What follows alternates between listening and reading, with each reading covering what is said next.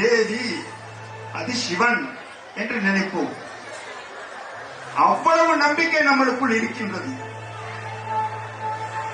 அங்க போய் அதெல்லாம் செய்துவிட்டு வரும் பொழுது நீங்கள் என்ன கோரிக்கை வைத்தீர்களோ அதை அந்த இறைவன் உங்களுக்கு கொடுக்க வேண்டுமா இல்லையா? அதுதானே நியாயம். அவருக்கு தேவையானதை எல்லாம் கொண்டு போய் கொடுத்திருக்கின்றோம். நம்மளுக்கு மிகுந்த நம்பிக்கை இருக்கிறது, இறைவன் நம்மளை காப்பாற்றுவார். நாம் செய்யக்கூடிய காரியங்களுக்கு அவர் இசைவார். நாம் ஏதும் தவறான காரியங்கள் செய்யவில்லை, நற்காரியம் தான் செய்கின்றோம். ஆனால் பயன் இல்லை, துன்பங்கள் நிறைந்திருக்கின்றது. நாம் செய்யும் தொழிலுக்கு ஏற்ற பொருளாதாரம் நம்மளுக்கு கிடைக்கவில்லை. அப்ப இறைவன் என்பவரிடம் நாம் முறையிட்டால் அது சரியாக நம்மளுக்கு கிடைக்கும் என்ற நம்பிக்கையில் தானே நாம் அங்கே உள்ளே சென்று அதையெல்லாம் செய்கின்றோம். ஏன் கிடைக்கவில்லை? ஒரு முறை கிடைத்தது என்றால் நம்ம மறுமுறை போவதில்லை.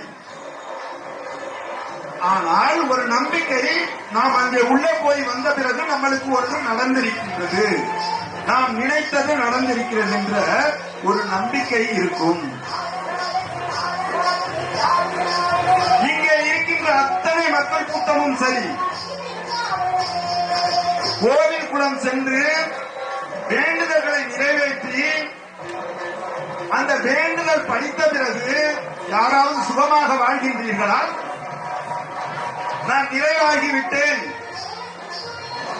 நான் வேண்டுதல் செய்தேன், வேண்டுதலுக்கு இறைவன் எனக்கு சரியான பொருளாதாரம் கொடுத்தான், என்னை மனநிறைவோடு வைத்திருக்கின்றான் என்று யாராவது திருப்தி அடைந்திருக்கின்றீர்களா? மறுமுறை அந்த ஏதாவது ஒரு கோரிக்கை, கஷ்ட நிலை உள்ள கோரிக்கை வைக்காமல் இருக்கின்றீர்களா? காலகாலமாக இது தொடர்ந்து கொண்டிருக்கின்றது. ஏன் தொடர்கின்றது? அப்படி தொடர வேண்டிய அவசியம் இல்லையே. இறைவன் என்பவர் ஒரு முறை கேட்டாலே உங்களுக்கு அத்தனையும் செய்து கொடுக்க வேண்டும் அல்லவா? இறைவன் செய்து கொடுப்பார். ஆனால் நீங்கள் எவ்வாறு எப்படி நடக்கின்றீர்கள் என்பதை வைத்து அவர் தொடர்ந்து செய்து கொண்டிருப்பார்.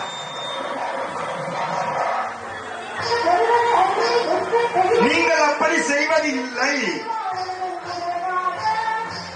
ஒவ்வொரு மனிதனும் படிப்பறிவு இருக்கின்றது, பகுத்தறிவு இருக்கின்றது.